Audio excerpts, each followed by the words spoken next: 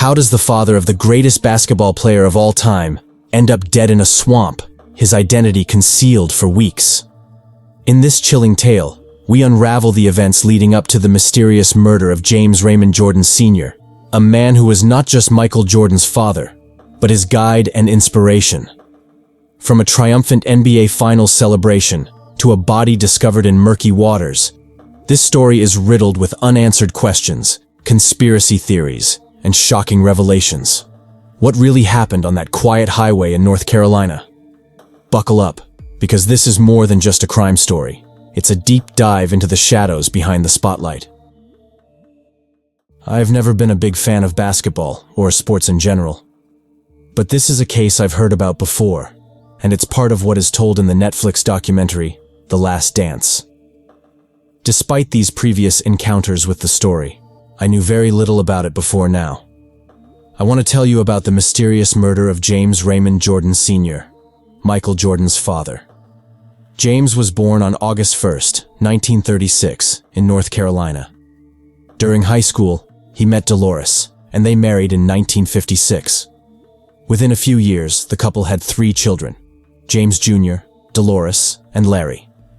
Leaving their kids with their grandmother, they relocated to Brooklyn. James, who served in the Air Force and worked in a textile plant, aimed to establish a career as a mechanic specializing in aerospace hydraulics. Meanwhile, Dolores secured a job at a bank.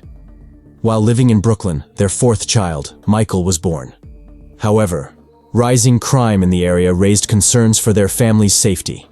As a result, they moved back to North Carolina, settling in Wilmington to provide a quieter upbringing for their children. It was there that their 5th child, Roslyn, was born. A lifelong basketball enthusiast, James played a pivotal role as a motivator and mentor in Michael's development. In a heartfelt moment from a documentary, Michael reflects on a critical time in his youth when he was torn between different paths. This was partly because James was also a passionate baseball fan who had once aspired to play professionally.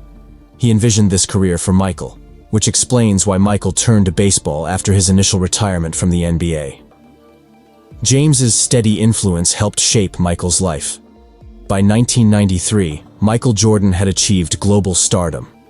On June 20th of that year, father and son celebrated together after Michael clinched his 3rd NBA Finals victory. On July 23rd, James attended a former colleague's funeral in Wilmington, their old hometown in North Carolina.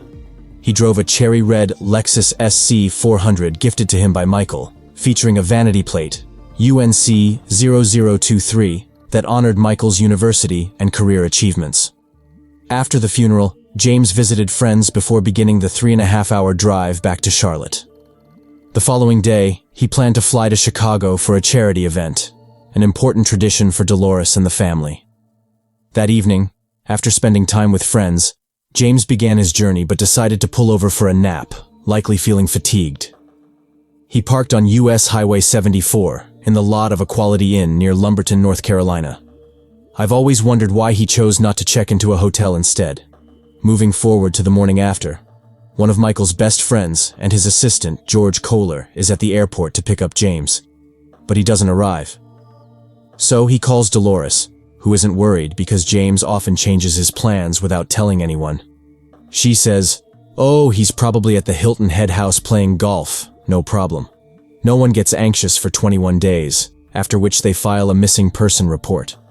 This is one of the points that conspiracy enthusiasts focus on, because indeed, 3 weeks without news is quite a long time. In the midst of this, there's also James' 57th birthday, on July 31st, so it's unclear why they waited so long. It's worth mentioning that another thing the documentary revealed is that Michael Jordan had a gambling habit. It seems he bet on just about anything, from poker games on airplanes with friends and teammates to tossing coins on a hotel carpet for thousands of dollars. So, those who believe there's something strange in this death, in this murder, argue that Michael's gambling issue might be related. Meanwhile, in North Carolina, on August 3rd, in South Carolina, there's a fisherman navigating the Gum Swamp, which is a bit of a river and a bit of a marsh at the northern border of the state. He's there looking for catfish and sees a man face down in the dark water, entangled in algae, branches, and water plants. all while a wild summer rainstorm pours above him. The man is fully dressed, only missing his shoes. He calls the nearest city's police, which is McCall, South Carolina. They arrive and take custody of the body. The body is severely damaged, already quite decomposed due to the heat and being in a swamp. There are no identification documents on him. There's an article that says the body was so badly deteriorated that they couldn't determine the gender, which seems odd. Anyway, they registered him as John Doe, and the body was cremated on August 7th. The county is one of those small, rural ones, to the extent that the coroner has another job. He's the owner of a construction company. However, when the body arrives, he realizes that his John Doe has a series of very expensive dental interventions. So he decides to remove the jaw and hands and preserve them, while the rest of the body is cremated because, well, there's no equipment to preserve it.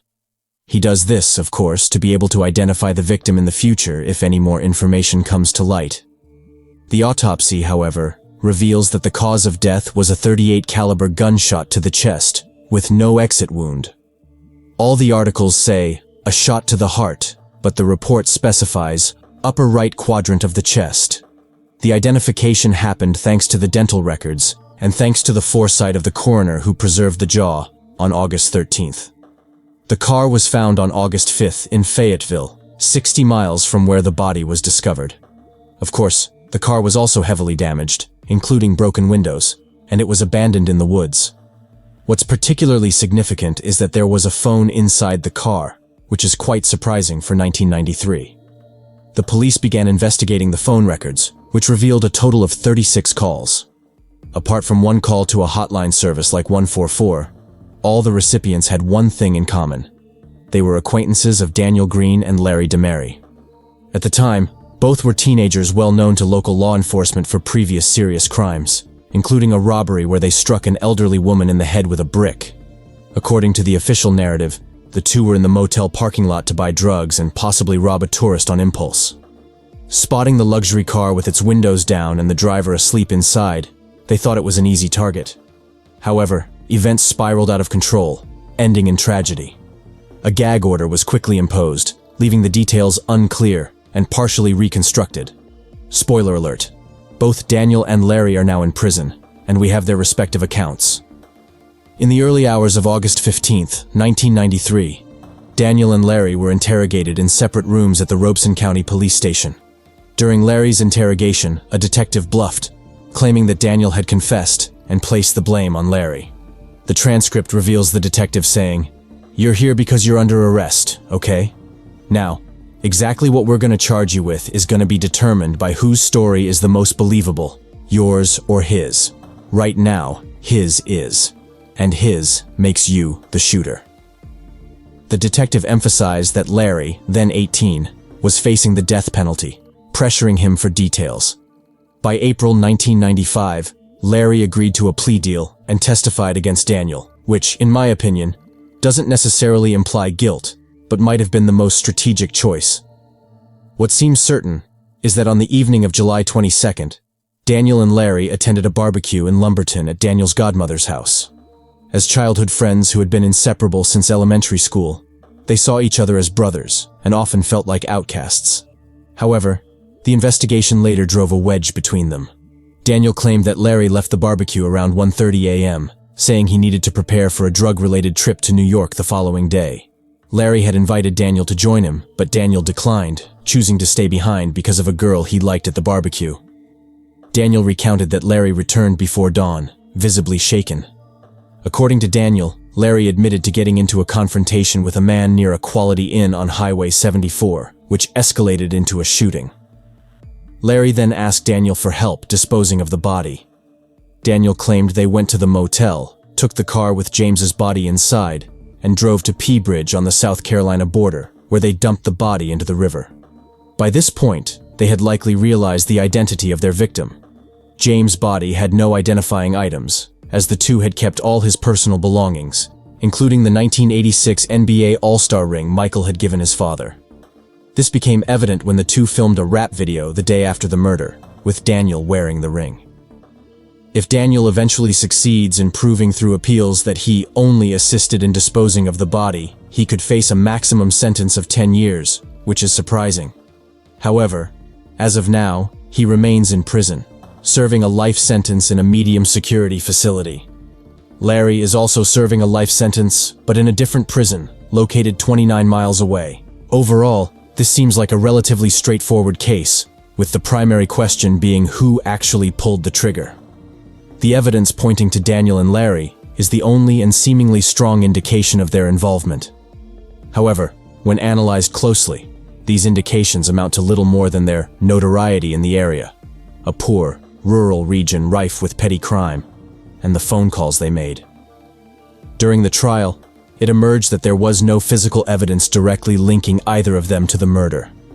Daniel's attorney, Christine Mumma, the head of the North Carolina Center on Actual Innocence, a non-profit organization advocating for those wrongfully convicted, firmly believes her client should be exonerated.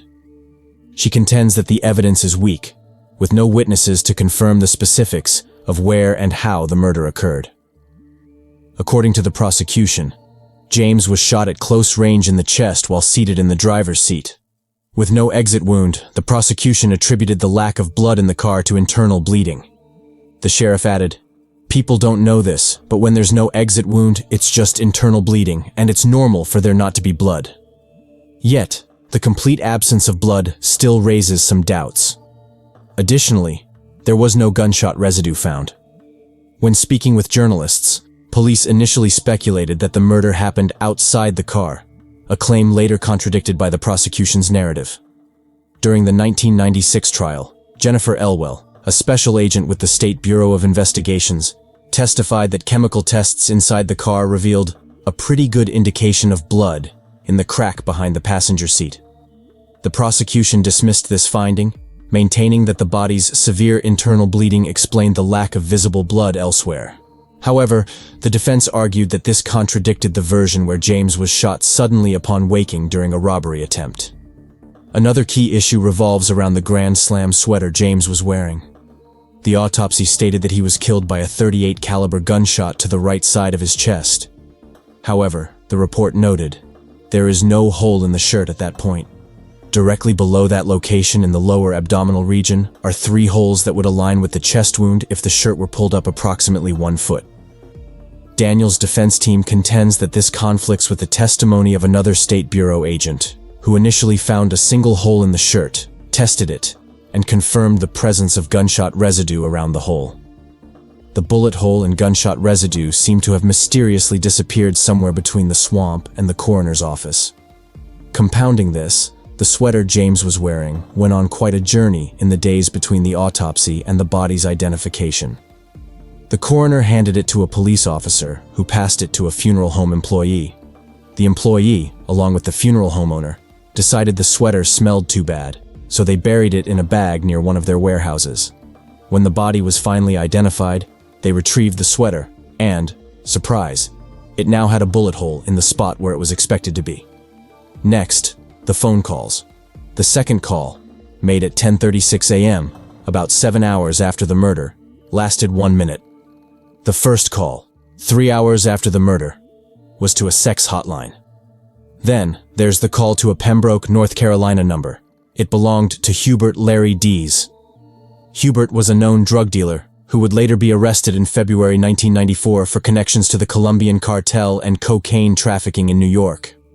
More significantly, he was the biological son of Sheriff Hubert Stone, who led the investigation into James Jordan's death, and the best friend of Detective Mark Locklear, the lead investigator in the case.